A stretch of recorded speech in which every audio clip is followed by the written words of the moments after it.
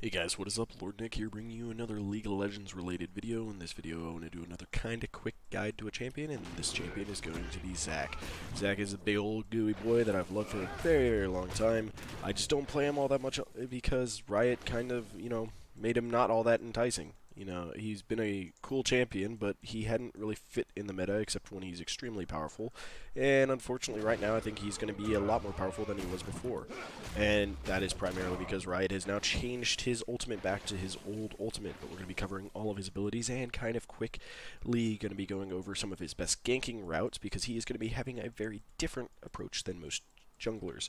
Now, let's get it all started off with Zac's passive. His passive is going to be Cell Division. Zac can gain back hit points because every ability he casts that hits somebody will make a goo. And some of his abilities will make more than one goo, some of them only make one. But his goo then gives him these little, globules of goo will then give you back hit points based off of 4% of your max hit points. So the higher HP you get, the more you get back. On top of that, you can buy a Spirit Visage and heal more off of it, which is super impactful, super useful. And overall, Zac just becomes this really good sustain tank and or AP bruiser because he also does a bit of damage off of your opponent's max hit points, which means he will shred other tanks and becomes super useful in fights. He is also extremely sticky to his gooey nature. His last bit of his passive, because I got a little off topic there, but he has another part of his passive, and that is going to be his reanimation, basically. This is going to take way too damn long. Let's just... Alright, this is taking way too long. Let's go over here real quick. Zac splits into 4 little globlets. If any of these globlets manage to live, Zac comes back. Each globlet is about 12% of Zac's max hit points and has 50% of his armor and magic resist. This is super useful. Like, in the middle of a fight, if they manage to take you down, which is kind of unlikely nowadays, but they could, you come back with a decent chunk of your hit points based off of each globlet. If you have one globlet survive, it's 12% of your hit points. You can heal up from that pretty easily. If 2 globlets survive, oh my goodness, that's 24%. 3 is 36, and 4 is a whopping 48, almost 50% of your hit points. That's super impactful. If a Zac gets left alone in the middle of a fight with his passive, regenning him basically, he comes back and he's at 48% of his hit points. In current situations, off of 3 items alone, that'd be close to 2,000 hit points that he's coming back with.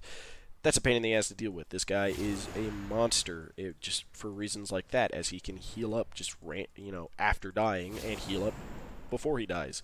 He's super hard to deal with. Either way, let's go to his Q. His Q is a lashing out ability. It's called Stretching Strikes, guys. Hey, you stretch out, you do some damage. If you hit a second person or minion or target that you can hit a lot of things with it. It will grab the 2, throw them together, make them collide, which means they get knocked up for, like 0.25 seconds, and slows them, doing extra damage if you manage to do the collide.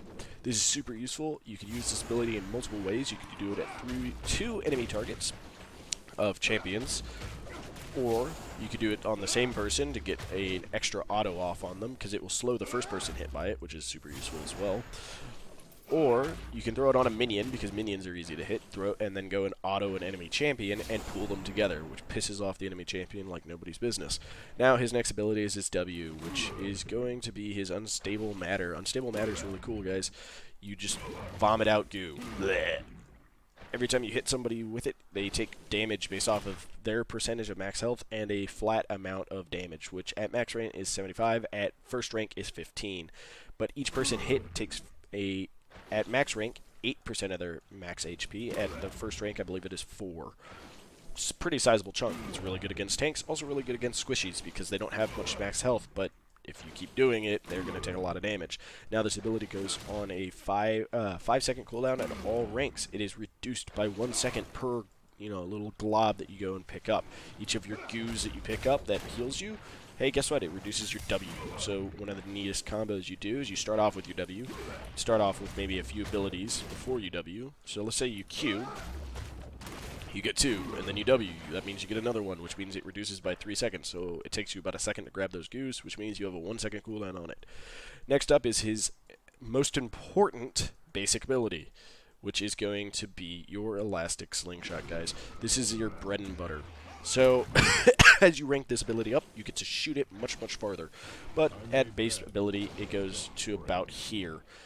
As you rank it up, it stretches out to the point that you can go, you know, damn near halfway across the map just to hit people. Whee!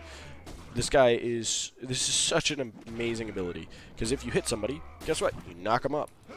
Which is, wow, that's pretty useful, Nick. Yeah, I know, right, guys? Anyhow, you knock them up, and you can then slow them with your Q. It's a really good gank ability. This is what determines how Zac can gank. You max this out first because, hey, you want to go halfway across the map to hit people. Woo! Just like that. But you can also use it at point-blank range to get people that are directly on top of you knocked up.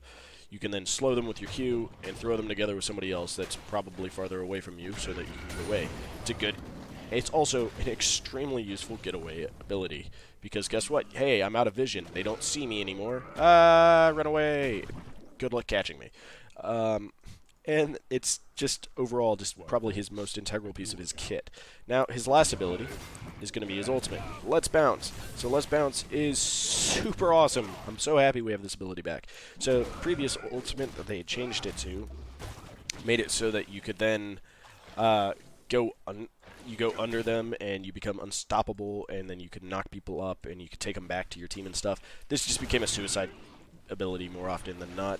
Anyhow, Let's Bounce is so much more useful because you go into a fight and then you immediately Let's Bounce, which will knock everybody up for a second. If they've already been knocked up, they won't be knocked up again, because, you know, you gotta wait that 9 months, guys. Anyhow, if you do manage to land your Let's Bounce on people, you can keep bouncing on them and it will slow them.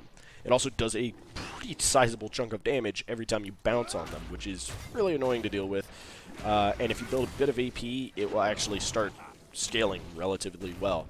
And that does bring up a point here, though, guys. Zac does scale off of AP for 3 of his abilities, his Q, his E, and his R. It doesn't scale that much off of his Q and his R. His Q has about, I'd say roughly 1/3 AP ratio. Don't quote me on that, I'm not 100% sure, and about a 90% on his E, which is really nice. His R then has about a 40% ratio scaling. These are not terrible scaling ratios, but it does not mean that you need to be playing AP Zac every game. Though it does sneak in a lot of damage there that you're not going to be expecting, because it's going to come out of nowhere and just nuke you for all your HP with that ability, and then use his W for its base damage to then, you know, nuke you some more. He overall is not meant to be an AP champion. He has the AP scalings because it makes sense. He has the AP scalings because you can also go into some bruiser items that normally wouldn't be available for somebody who would want to build flat tank. Those items being like a Leandri's, be extremely useful on Zac. It is still very useful because you can spam your W so much that you can reapply the negative quite a bit. You could also go to Morello opposed to a Thornmail, which is something that would be also kind of sneaky because all the damage you do is magic. So if you get pen, guess what? You're going to be penetrating them without the AP ratios needed. That AP ratios then just help a little bit towards your other abilities. It also gives you hit points, which means it will scale with, you know, the fact that you're going to be wanting more hit points anyways. So all in all, you can build a handful of bruisery items that are usually reserved for other people.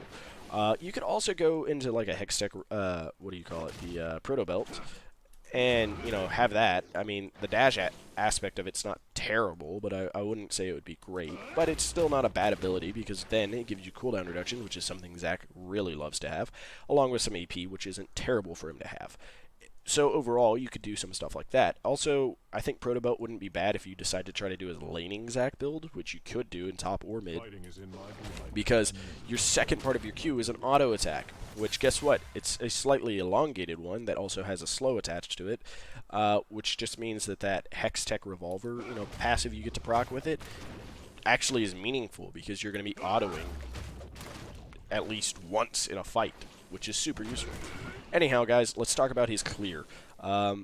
He has a really good clear for most of these little multi-minion camps. One, he's a Talisman jungler. You want to start with Talisman, which means you're going to be going towards a lot of these multi-minion camps more often than not, because you can clear them really fast. He's also not terrible against these ones, against these camps here, because, like I said, he does have an ability that allows him to auto off of it, and otherwise, if your abilities are on cooldown, which they will be in the early game, you're going to be autoing a lot.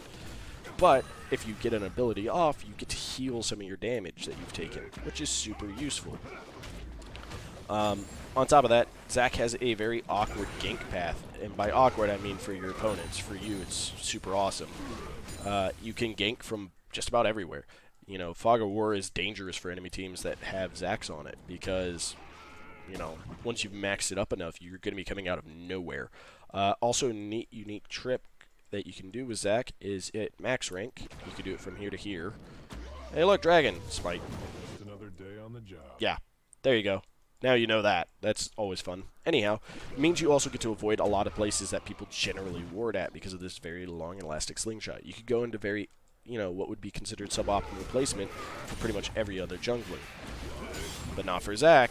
You know why? Because Zac can just go, you know, oh, okay, cool. So we're going to go all the way over here where the enemy team probably doesn't have it warded very early on in the game. And I'm just going to slingshot to here. Even if I don't hit them, that puts me right behind them out of nowhere, and I can start stretching strike and doing some really stupid things to them. Well, you could also just be like, hey, I'm coming by, I'm going to come take your red buff. You could also shoot over their red buff, which is super funny. So one of the few things that I have done is like, oh, okay, cool. I know that they're at the red because I had a ward on it earlier. I'm going to go over it if I aim this correctly. So, like, you angle so you come over to maybe here, maybe. You don't use your stretching, you don't use your elastic slingshot to do that. But you go over their camp, smiting their camp while they're doing it, and then you just, woo, I'm out. It's dumb. Alright, you know, Zac is dumb, guys. These are just some funny examples that I'm giving you here. These are things that you can do. Now, meanwhile, Zac also loves this part of the camp right here. He loves to come to this dry bush to do a gank when you're getting pushed up because he can just come in and do stuff like this. Or he could jump the wall over to here and a lasting slingshot to like halfway into the map. It's super useful, guys. He's a very good ganking champion. Make sure to use him effectively. And in team fights, you want to be using you want to be engaging. While you have decent peel potential as well, you want to be going in. Unless your team is behind, in which then use your abilities to save whoever is carrying your team, which he's also pretty solid at because he's hard to kill and his abilities almost all do some type of CC. His disrupt of his ultimate will knock people back and slow them, which makes it easier for your team. So now you can engage and then just instantly start screwing people over. All in all, Zac is super effective engaged champion, really effective tank, a relatively good bruiser, and just all in all, a very fun gooey boy. I hope this video helped you guys a little bit.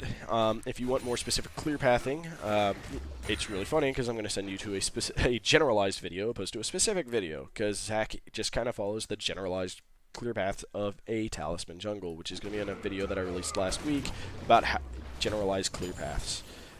Thank you guys so much for watching. I always appreciate anybody who comes by to stop by, and I hope that you guys found this video somewhat informative and somewhat fun. I hope to see you guys in the next video, and as always, please leave a like, subscribe, and comment down below. Follow the Facebook or the Twitch or the Twitter, whatever you want to do. And as always, guys, have yourselves a wonderful, wonderful day.